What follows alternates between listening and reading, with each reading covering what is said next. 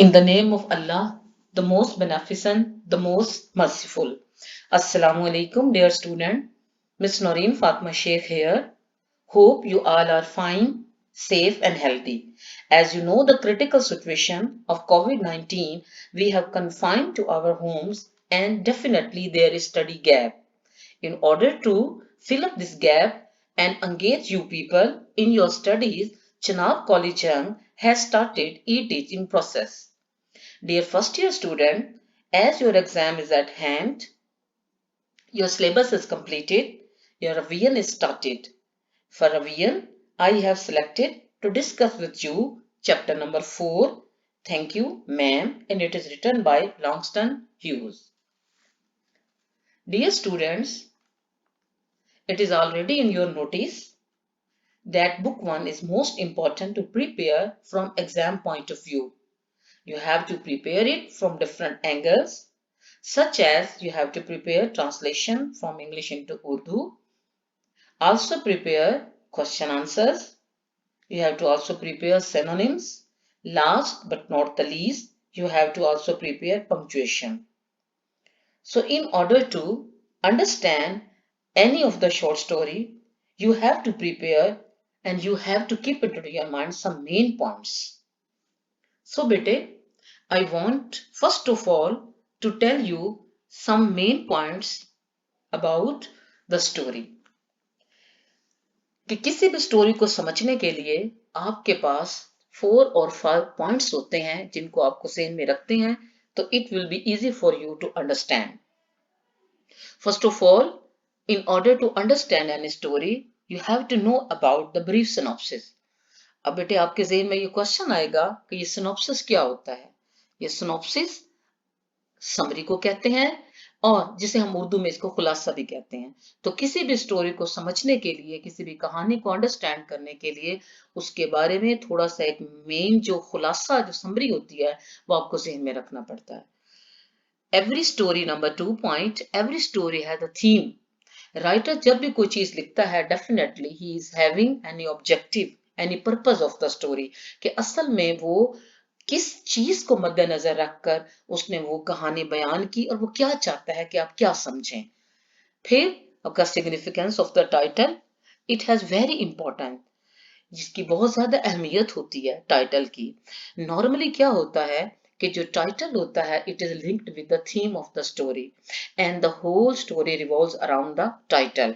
वो बड़ा उसको सोच समझकर जो बड़ा रिलेटेड टाइटल होता है अपनी स्टोरी से उसका जो राइटर है वो उसका इंतखाब करता है. फिर moral lesson of the story कि after reading the story what lesson we have to gather कि हमने उससे क्या सबक सीखा, हमें उससे क्या अखलाकी नतीजा हासिल हुआ. फिर करेक्टर्स को भी हम डिस्कस करते हैं कि how many characters of any story के जो करेक्टर्स क्या हैं, उनकी करेक्टरिस्टिक्स क्या है, मेरिट्स क्या है, डीमेरिट्स क्या है और जो है उनके अंदर कौन सी खसूसियात पाई जाती हैं, उनकी फिजिकल अपीयरेंस कैसी है. तो in order to understand any story we have to go through all these points. तो बेटे ये तो मैंने आपसे जनरल बात की थी कि हम जो है किसी भी स्टोरी को समझने के लिए मेन पॉइंट्स को ज़हन में रखते हैं. तो what now we are going to discuss, अब हमने जो डिस्कस करना है हमने इस स्टोरी के इस चैप्टर नंबर 4 के रेलिवेंट जो है ज़हन में रखकर हमने इसको अंडरस्टैंड करना है. जो कि मैंने आपको बताया कि किसी भी स्टोरी को अंडरस्टैंड करने के लिए जिन 4 और 5 पॉइंट्स को ज़हन में रखना जरूरी होता है. तो dear students, now we are going to discuss the specific. अब मैंने इन चीजों को स्पेसिफाई कर दिया है, स्पेसिफिक कर दिया है किस हवाले से कि थैंक यू मैम के हवाले से. अब देखते हैं कि जैसे कि thank you ma'am is an interesting and deeply moralising story.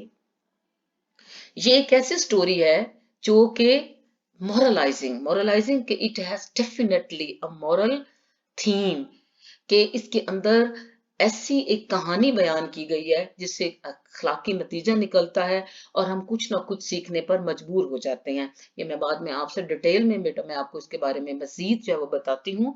Number 2 point क्या है कि it throws light at how a person can be destructive and constructive if handled carefully और नॉट. तो व्हाट इट स्टैंड्स फॉर, देखें इसका क्या मतलब है कि ये जो कहानी है ये किसी भी शख्स को एक को डिस्ट्रक्टिव बना सकती है और कंस्ट्रक्टिव कर सकती है। डिस्ट्रक्टिव मुराद ये है कि अगर वो पहले से ही कोई ऐसे अमाल कर रहा है, कोई उसने कोई जो है वो इवल डीड किया है, कोई डेविलिश एक्ट है, और तो क्या है कि अगर हम उसके साथ हैंडल उसको हम केयरफुली किया जाए, if he is going to be handled carefully, अगर हम उसके साथ काइंडनेस का रवैया रखते हैं, उसके साथ हम बहुत ज्यादा अच्छा बिहेव करते हैं, तो जो उसकी जो इवल एक्टिविटी होती है, he can transform his mind and he can change into a good person. जैसे कि अगर मैं बात करूं इस स्टोरी के हवाले से, अगर मैं थोड़ा सा देखूं आपको दोबारा से, मैं इसको थोड़ी सी आपकी in order to refreshen your memory, तो देखें इसमें टू करेक्टर्स हैं। कौन से करेक्टर्स? एक तो जो है Mrs Luella Bates Washington Johns, और फिर दूसरा करेक्टर रॉजर का है। तो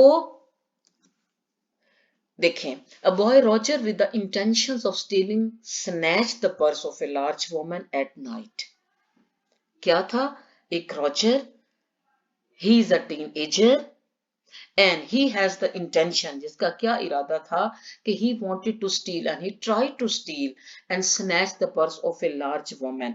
अब ये large woman कौन है? ये large woman दूसरा करेक्टर है, मेन करेक्टर है स्टोरी का। she is an elderly and she is a motherly figure, she is a very kind hearted lady। लेकिन क्या है कि first of all when Roger tried to snatch her purse, definitely she was in rage। लेकिन कैसे उसने बाद में Roger को जो है जो चेंज ऑफ माइंड उसने अपने जो कंपैशन से और अपनी हमदर्दी से और अपने अच्छे इंसानी रवैये से उसको चेंज किया, देखें स्टोरी से हमें ये पता चलेगा। अब क्या है कि Roger try to snatch the purse of that lady, he failed and was captured by the large woman. क्या हुआ कि वो अपनी इस कोशिश में नाकाम ठहरा और उसको उस औरत ने जिसका नाम Mrs Luella Bates Washington Johns था, ही वॉज कैप्चर्ड। तो at first she snubs, kicks, jerks and drags him, but soon she is overpowered by her motherly nature। देखें, definitely she is coming back from her work late at night, approximately it is 11 o'clock। She is beautician by profession and a boy tried to snatch her purse। तो बेटा उसका गुस्से में आना तो फितरी है। तो जब उसने उस लड़के की कोशिश को नाकाम बना दिया जिसका नाम रॉजर है, तो उसने सबसे पहले उसने उसको स्नब किया। She showed cold behaviour, kick, jerks and drags him. क्या उसको तो स्नब भी किया, उसको थोड़े झटके दिए और फिर ड्रैग करते हुए उसको अपने घर ले गई। But soon she is over powered by her motherly nature. Over powered, dominated, यानी कि पहले पहले तो उसको गुस्सा आया, but soon she was she showed very kind behavior to that boy।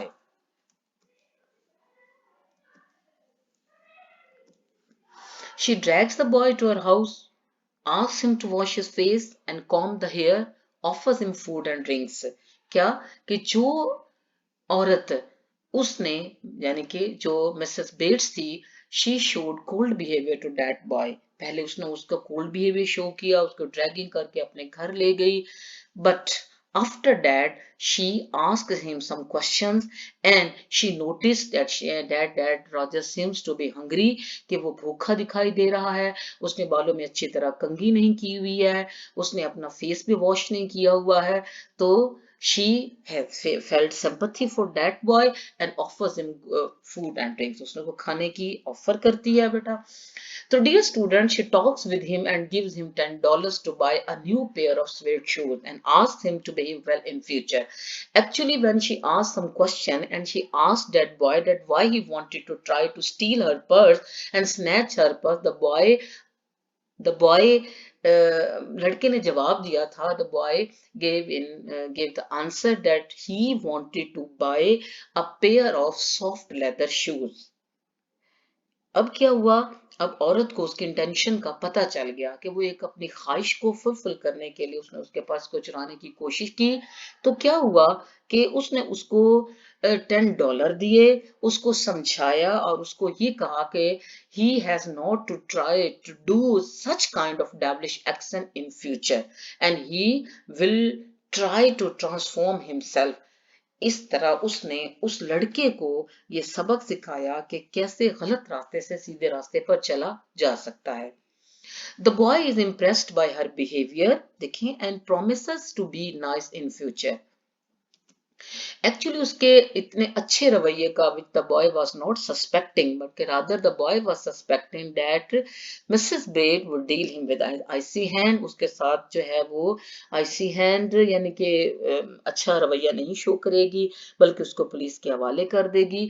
तो when but the behaviour of that lady was on the contrary, उसकी एक्सपेक्टेशन के खिलाफ था।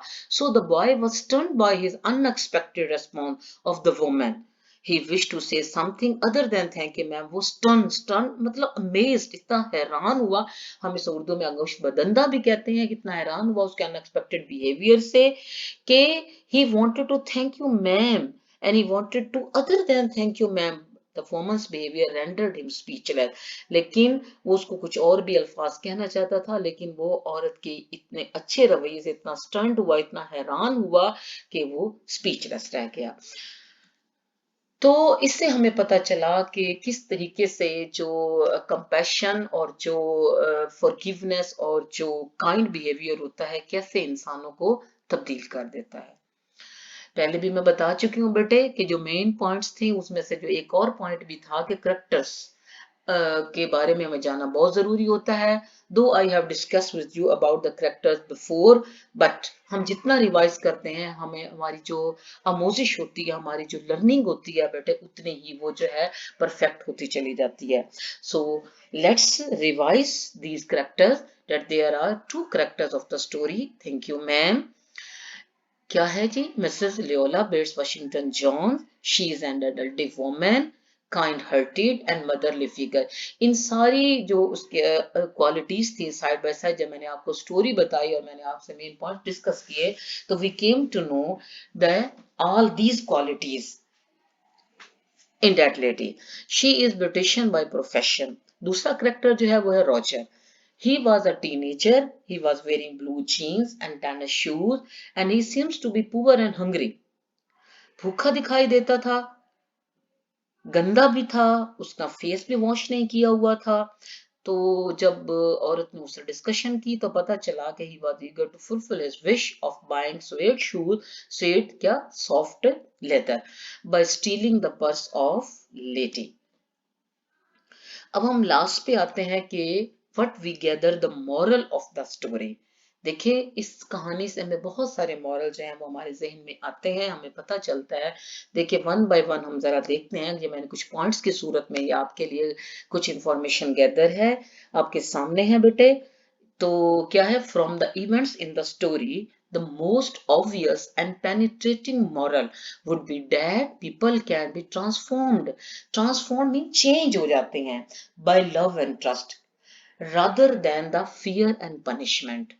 कि अगर बच्चों के साथ अगर हमदर्दी का बिहेवियर किया जाए, मोहब्बत से पेश आया जाए, तो क्वाइट पॉसिबल है कि they can transform themselves more rather than fear and punishment। के खौफ और सजा का डर उन्हें उतना नहीं बदलता जितना कि उन्हें एक हमदर्दाना रवैया जो है वो बदल सकता है। नेक्स्ट है बेटे, Mrs John taught the boy valuable lesson। Mrs John ने अपने बिहेवियर से क्या सबक सिखाया था रॉजर को? वैल्यूएबल प्रेशियस, कीमती एक सबक सिखाया।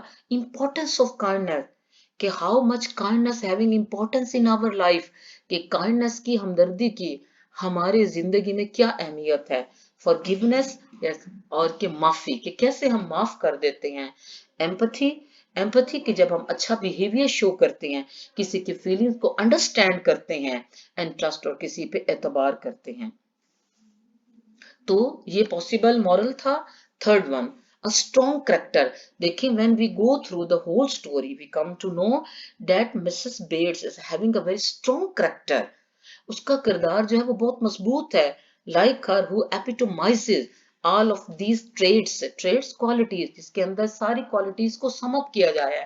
Can teach right from wrong, और उसने कैसे एक बच्चे को जिसने अभी क्रिमिनल एक्ट किया, उसने उसका पर्स चुराने की कोशिश की, लेकिन उसने उसको अपने बिहेवियर से उसने क्या, उसके उस गलत रास्ते से उसका बेंट ऑफ माइंड चेंज करके, तो he taught him a lesson right from wrong, so much better than thousands of flat sermons and do.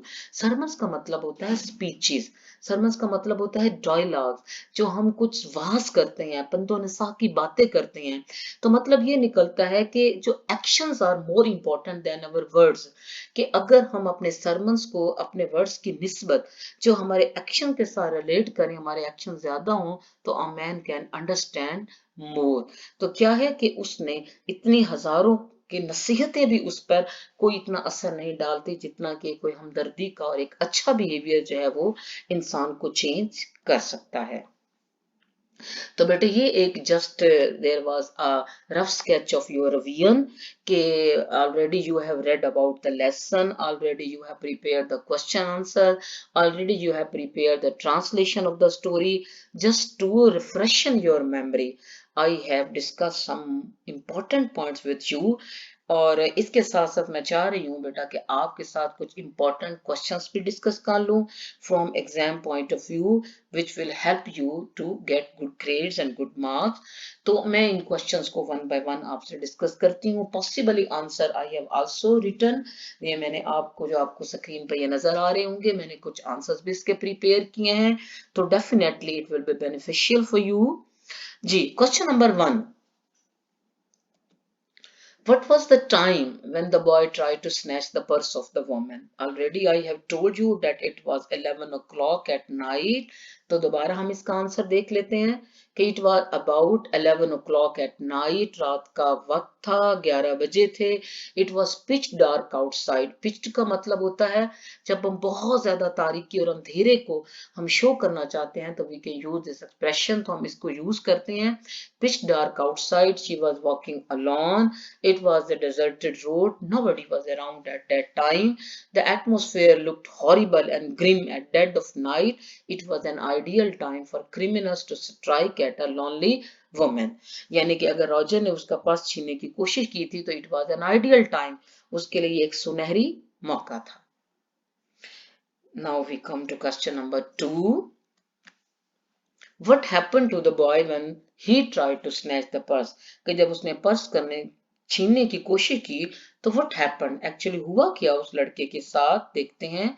Answer क्या है?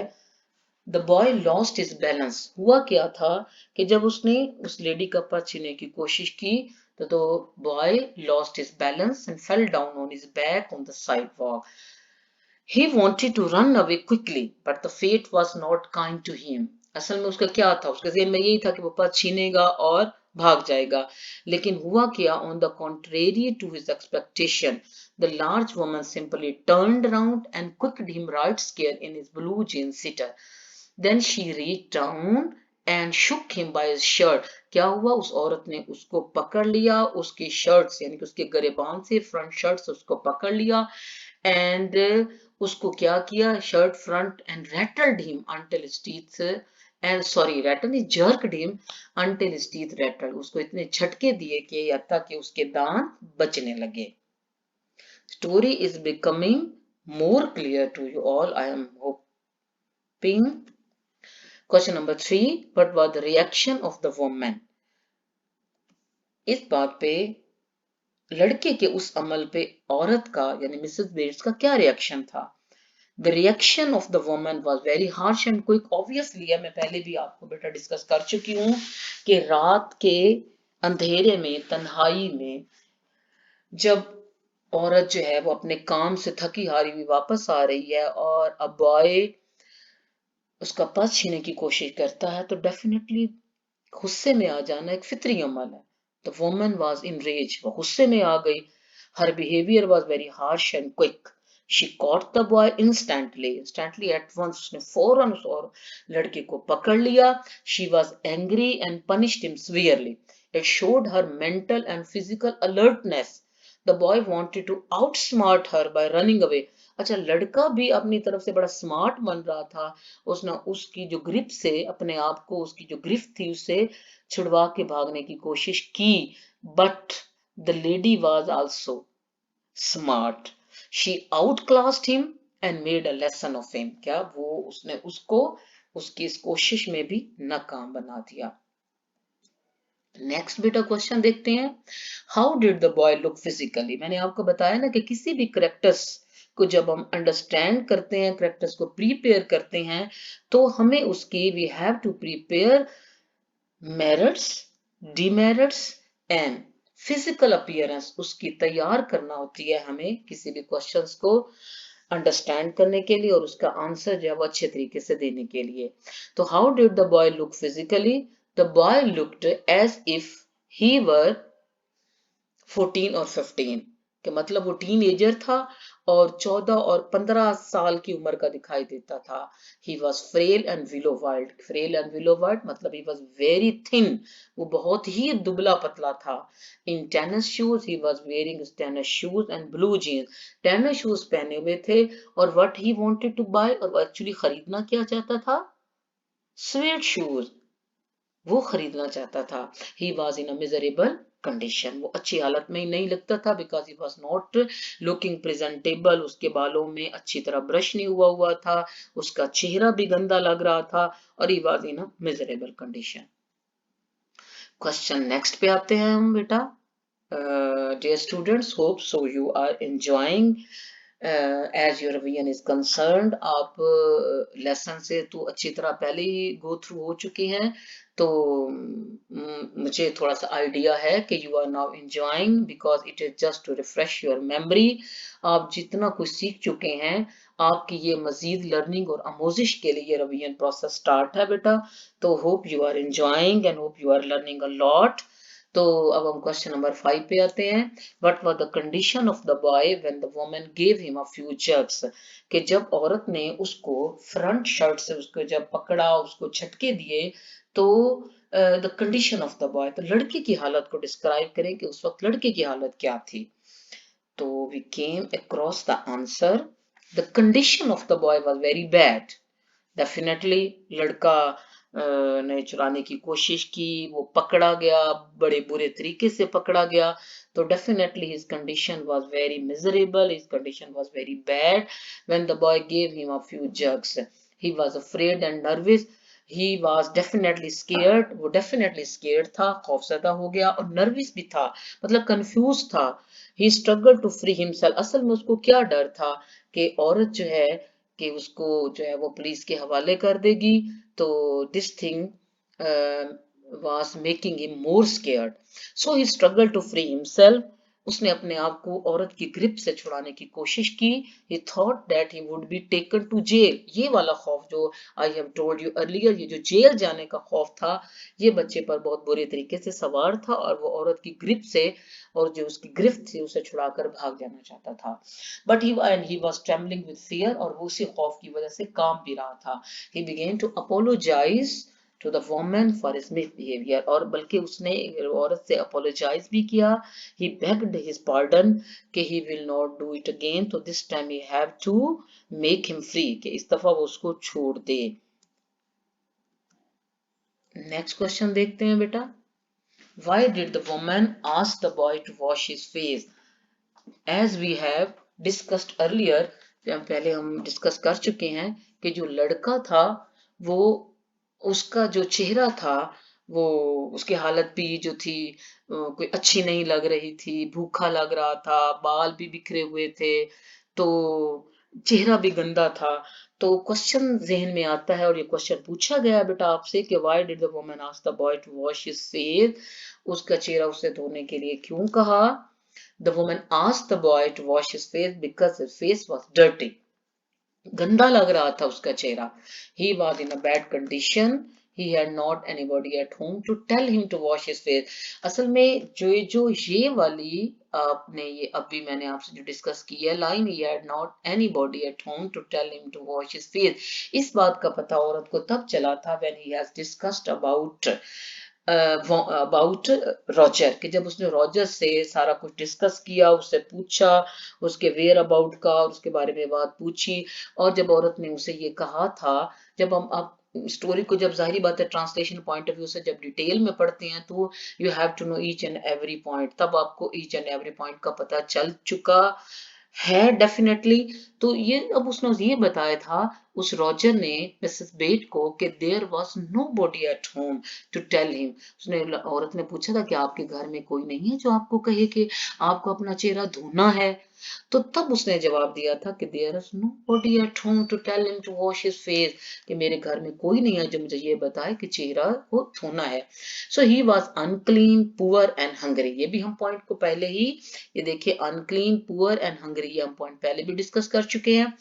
Also the woman asked him to comb his hair to look presentable, के थोड़ी सी मतलब brush कर ले अपने बालों में, उसने उसको ब्रश दिया ताकि वो कुछ प्रेजेंटेबल नजर आने, कुछ माकूल नजर आने लगे, उसका हुलिया कदरे बेहतर हो। तो all these things are showing the good behavior of the woman and kind heartedness of the woman, कि वो कितनी अच्छे मिजाज की और कितनी अच्छी नेचर की थी। इस चीज से हमें, इन बातों से हमें पता चल रहा है। She was taking care of him like a mother. जी, come to the next point, बल्कि rather next question. Why did the boy run from the house of, sorry, why didn't the boy run from the house of the woman? Very important point and very important question, कि देखें कि लड़का जो था वो औरत के घर से क्यों नहीं भागा। तो इट शोज द स्टोरी, कि वो हमें ये बताता है यहाँ से कि इट मीन्स कि the boy was having the chance to run from the house of the woman, but instead of running from the house the boy even didn't try to run, उसने भागने की कोशिश भी नहीं की। क्यों? अब यहां क्वेश्चन पैदा होता है। The question arises why. देखें, the boy did not run from the house of the woman because he did not want to lose the trust of the woman. इसका मतलब ये है कि the boy was also feeling about the kind and lovable behaviour of the woman towards himself. लड़के को भी महसूस हो रहा था कि औरत का जो बिहेवियर है उसके साथ बहुत बेहतर है, बहुत मशफकाना है, बहुत शफीक है। और औरत ने, यानी Mrs Bate has started to trust, उसके ऊपर एतबार करना शुरू कर दिया। So he was much impressed with the kind and sympathetic behaviour of the woman. He was beginning to change. इसका मतलब है जो ट्रांसफॉर्मेशन थी रॉजर के अंदर वो अभी से शुरू हो चुकी थी। He was beginning to change, he was beginning to transform. इसलिए उसने भागने की कोशिश ही नहीं की थी। He thought it improper and immoral to deceive such a nice and caring lady. देखें, अब देखिए उसके माइंड के ऊपर कितना साइकोलॉजिकल इफेक्ट हो रहा है उसके अच्छे बिहेवियर का। हो सकता है कि अगर औरत उसके साथ मजीद सख्ती का बिहेवियर करती, रफ एंड टफ बिहेवियर होता, तो मे बी वो जो है वो थोड़ा सा मजीद ऑब्स्टिनेट हो जाता, मजीद अपने आप को चेंज ना करने का वो जो उसने वादा किया था ना करता। अब ये जो सारी ट्रांसफॉर्मेशन जो चेंजिंग हो रही है, you have to keep it in your mind, जो कि थीम है और जो मॉरल भी बनेगा because of the kind behaviour of that lady. So he thought it improper, ये देखें बाजोर किस पर है, कि he thought it improper and immoral to deceive such a nice and caring lady who was treating him kindly instead of taking him to jail for his crime। देखिए लड़का क्या expect कर रहा था कि the woman would take him to jail for his crime। Crime उसका क्या था कि he has tried to snatch his her purse, औरत को उसने पर्स छीनने की कोशिश की थी। लेकिन हुआ क्या, औरत ने उसके साथ कैसा बिहेवियर किया, जब उसे घर ले गई तो he showed very kind behaviour to that boy. तो अब देखिए ये है ट्रांसफॉर्मेशन का अमल। ही थॉट इट इम्प्रॉपर, अब उस लड़के को भी ये मुनासिब नहीं लगा, उसे इम्प्रॉपर बात लगी कि that a woman was behaving very kind, और वो उसकी जो उसने ट्रस्ट करना शुरू कर दिया है और वो उसको चीट करे, उसको डिसीव करे। So he didn't even try to run from the house of the woman. Hope so कि आपको इस इतने इंपॉर्टेंट पॉइंट की समझ आ गई होगी बेटे। Now we go to the next question. Question number 8 मैंने आपके लिए तकरीबन जो डिस्कस करने हैं वो हम 10 क्वेश्चन डिस्कस करेंगे, 10 है। तो other than these 10 question there are a lot of question which are having also importance, लेकिन मैंने जो कुछ ज्यादा थोड़े से एग्जाम पॉइंट ऑफ व्यू से ज्यादा अहमियत रखते थे, I have discuss with you. Hope so. जी बेटा, समझ आ रही है आपको? Are you getting my points? Hope positive. जी, तो इसका आंसर क्या है? Possible answer, Why did not the woman watch the boy while preparing a dish? देखिए अब ये जो चीज है ना, ये देखें, ये दोनों में है कि why didn't the boy run from the house of the woman, और दूसरा कि why did not the woman watch the boy while preparing a dish. इस क्वेश्चन से बेटे हमें ये एलेबोरेट कर रहा है ये क्वेश्चन कि the woman was also giving him and providing him a chance to run from the house. Actually, she also wanted to check whether the boy's change and transformation process is starting or not. इसलिए वो उसको मौका देती है कि he did not watch, sorry, she did not watch, कि उसने उसको देखा भी नहीं, उसको बिल्कुल निगरानी भी नहीं किया while preparing a dish, कि जब वो उसके लिए खाना तैयार कर रही थी वो इंटेंशनली थोड़ा सा उससे दूर खड़ी थी और उसके ऊपर कोई चेक एंड बैलेंस भी नहीं था और वो असल में यही चेक करना चाह रही थी। तो देखें पॉसिबल आंसर हमारा क्या है? The woman did not watch the boy while preparing a dish because she wanted to create the feeling of trust and confidence in him. असल में वो मिसेस बेट चाहती यही थी कि उसके अंदर किस चीज का एहसास पैदा करे, ट्रस्ट का, कि अगर औरत उसके ऊपर ट्रस्ट कर रही है तो he should not break the trust, उसको उसका ट्रस्ट नहीं तोड़ना चाहिए। तो she did not want to make him feel guilty of his crime. She freed him in her house and showed frankness and friendship with him.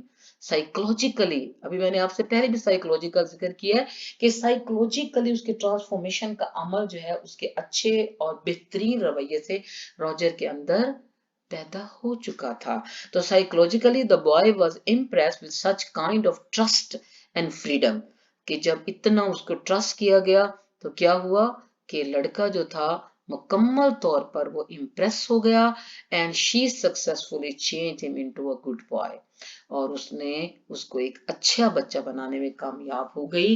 किस sense में कामयाब होगी और हमें कैसे पता चलेगा कि she was successful? Because in the end the boy promised that lady not to do this evil act again in future, क्योंकि औरत ने उसे समझाया था, मिसेस बेट ने उसे, मिसेस बेट्स जो थी उन्होंने उसे समझाया था कि if you try to get the shoes by devilish action the shoes will burn your feet, कि अगर आप किसी भी बुरे अमल से अपनी ख्वाहिश को फुलफिल करने की कोशिश करोगे, ये जूते हासिल करने की कोशिश करोगे तो ये जूते आपके पाँव को जला देंगे।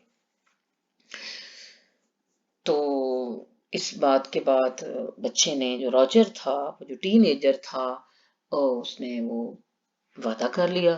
तो अच्छी बात कि उस पर ये असर हो गया, शायद कि तेरे दिल में उतर जाए मेरी बात। तो लगता है कि रॉजर के दिल में जो था ना, वो औरत के अच्छे अमल का, अच्छी बातों का, समझाने का, अच्छे बिहेवियर का बहुत ही जो था वो पॉजिटिव जो है वो इफेक्ट हुआ। तो now we come to our next point, question number 9। ये पॉइंट तो नहीं, ये क्वेश्चन है, what was the nature of the woman job? अभी I have already told you, जब मैंने आपको करेक्टर्स के बारे में डिटेल बताई थी तो आई हैव टोल्ड यू कि the woman worked in a hotel beauty shop, यानी she was beautician by profession, that stayed open late, ये रात को देर तक खुली रहती थी, ये जो ब्यूटी शॉप जिसको हम ब्यूटी पार्लर भी कहते हैं। She was a beautician there, her shop was visited by all kind of women including blondes, redheads and Spanish blondes, वो इनके सुनहरे रंग के बाल होते हैं। It showed that she was a famous beautician and ran her business successfully.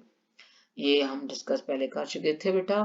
तो now we move forward move forward to our last question. What was the conduct of the people when they saw the incident? कि जब लोगों ने ये incident देखा, कौन सा incident? कि the boy tried to snatch the purse of the lady, and what was the behavior of the lady? The lady captured the boy by his front shirt or he gave him some jerks and dragged him towards his house। ये सारा process देखकर जो लोग थे उन्होंने कैसा behaviour show किया,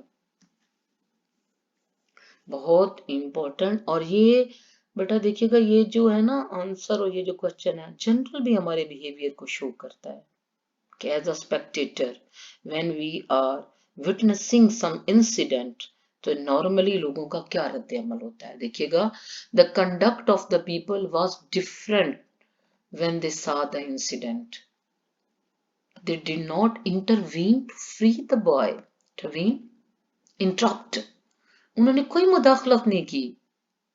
They did not ask the lady something कि she should not behave in a very rough and tough manner with that boy. They remained indifferent. वो सारे इस मामले से लाताल्लुक रहे। At that time, 2 or 3 people passed. कुछ लोग तो 2-3 लोग जो थे वो वहां से गुजरे। They stopped and turned to look. वो रुके और फिर देखने के लिए मुड़े। नॉर्मली जैसे मैंने आपको बताया ना कि it shows our general reaction. Normally we people do this and some stood watching. कुछ लोग वहां देखने के लिए खड़े हो गए। They seemed indifferent. Indifferent, uninterested. उन्हें कोई ताल्लुक, कोई परवाह नहीं थी। They feared that they might be implicated by the police in this matter if they got involved in this matter for nothing. देखिए, ये है जनरल बिहेवियर हमारी सोसाइटी के। किस चीज का फियर होता है कि the police will also investigate them for nothing, कि पुलिस भी उन्हें अपनी इन्वेस्टिगेशन में खामखा फॉर नथिंग घसीट लेगी। This is the fear, that is why they showed cold behavior what was happening there, so they preferred to look on. उन्होंने क्या prefer किया कि वो बस खामोश तमाशाई बने खड़े रहे। and neither sided with the woman nor the boy, neither they favored woman nor they favored the boy, they remained, they kept indifferent. वो इस सारे मामले से लाताल्लुक खड़े रहे, खामोश तमाशाई बने तमाशा देखते रहे। So dear student,